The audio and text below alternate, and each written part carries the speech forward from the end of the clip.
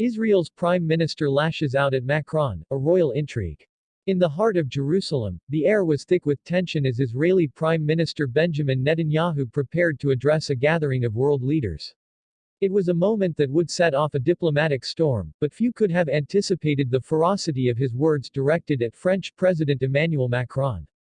As cameras flashed and reporters clamored for every piece of information, a sense of foreboding loomed, hinting at a deeper story intertwined with royal family dynamics. Days before the summit, whispers of a brewing conflict echoed through the halls of power. Macron had publicly criticized Israel's policies, igniting a firestorm of debate within political circles. The French president, known for his eloquence and charm, had crossed what many considered a red line. As Netanyahu prepared his speech, insiders noted a flicker of rage in his eyes. Was it merely political fury, or something more personal? As he took the podium, the world held its breath. Would he offer a diplomatic rebuttal, or unleash a torrent of indignation? The backdrop of the Jerusalem skyline served as a dramatic canvas, reflecting the weight of history and the personal stakes involved. Macron thinks he can lecture us. Netanyahu thundered, his voice slicing through the air like a knife. Let him first understand the complexities of our situation before making demands. The crowd gasped, and whispers rippled through the assembly. What had started as a routine gathering was quickly spiraling into an unexpected spectacle. But why was Netanyahu so incensed? Was it merely the political jab, or did it strike a deeper chord?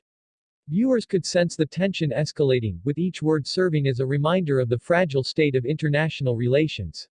As the cameras zoomed in, a sense of unease settled over the audience. They could feel the impending fallout. Behind the scenes, an intricate web of alliances and rivalries began to emerge. Macron's criticism was not just about policies, it was a reflection of long-standing tensions between France and Israel, intensified by a recent royal visit. Queen Elizabeth II's passing had left a power vacuum, and the new King Charles III was navigating the complexities of royal diplomacy. France had been vying for a stronger position in the Middle East, and Macron's comments seemed like a calculated move. As Netanyahu's voice echoed in the chamber, viewers were left wondering, what role did the royal family play in this unfolding drama? Had they silently supported Macron's position, or were they merely observers in a game of geopolitical chess?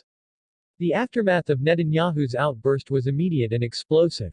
Back in Paris, Macron's aides scrambled to craft a response that would both defuse the situation and retain his credibility. We must not escalate, Macron was overheard saying, but his tone betrayed a hint of annoyance. How would a royal meeting scheduled for the following week, between King Charles and Macron, alter the landscape? As the news broke, social media erupted with opinions and speculations. The royal family's silence was deafening, and analysts began to wonder if this was a pivotal moment that could realign alliances. What would King Charles say when confronted with the fallout? Was he prepared to intervene, or would he remain neutral, allowing his prime minister to navigate the storm? In a surprising twist, a leaked document suggested that high-level discussions were already underway to mediate the dispute.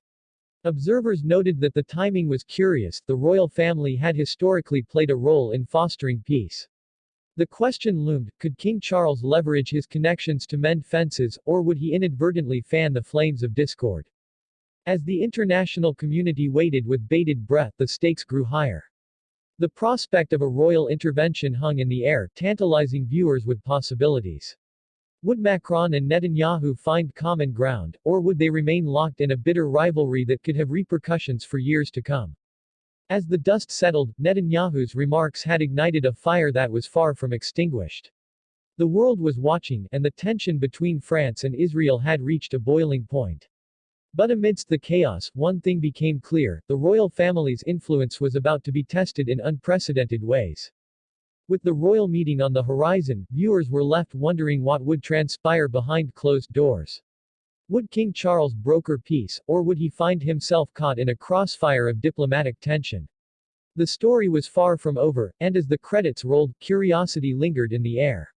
What would the next chapter hold for these world leaders, and for the royal family entwined in their fates? The screen faded to black, leaving audiences eagerly awaiting the next twist in this captivating saga.